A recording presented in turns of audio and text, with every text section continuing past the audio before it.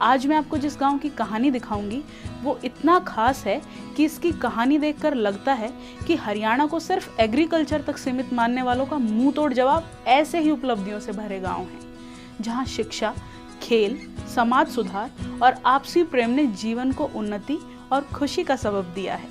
तो चलिए आज आपको दिखाती हूँ झज्जर जिले के भापड़ौदा गांव की कहानी।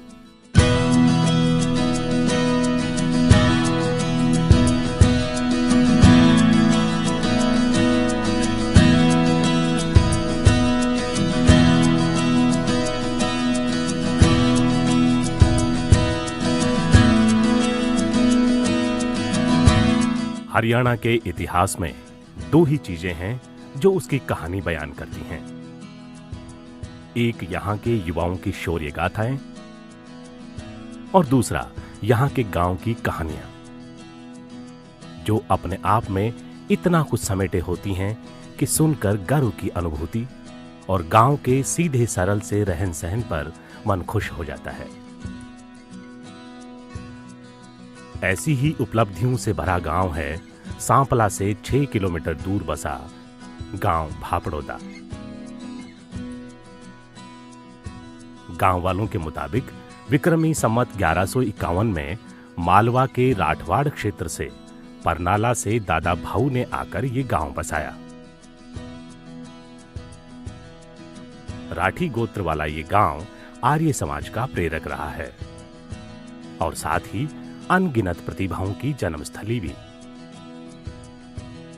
लगभग 12,000 की आबादी वाला गांव भापड़ौदा आपसी प्रेम और भाईचारे का संदेश देता है।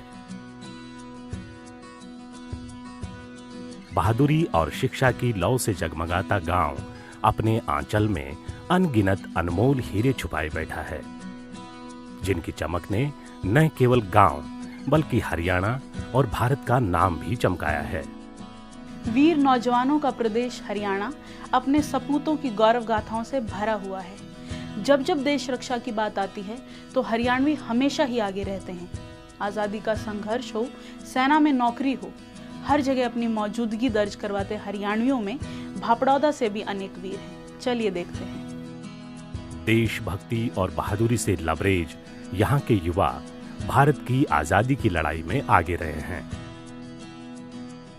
गांव से 12 के करीब स्वतंत्रता सेनानी रहे हैं और अनेकों नौजवान सेना में भर्ती होकर देश सेवा करते रहे हैं, जिनमें कप्तान शुभराम जो 1914 तक फौज में रहे, brigadier Veer Singh Rathi, colonel Suresh Rathi, colonel Jagpal, major Ram Mehar, कप्तान जगत सिंह, ग्रुप कप्तान सुरेंद्र सिंह, कैप्टन जय नारायण राठी, मेजर भगवान सिंह, CJO हजारीलाल, धीरज राठी फ्लाइंग ऑफिसर और मूलचंद जी, जिनको 1965 के युद्ध में अपने साहस और बहादुरी के लिए सेना मेडल मिला था।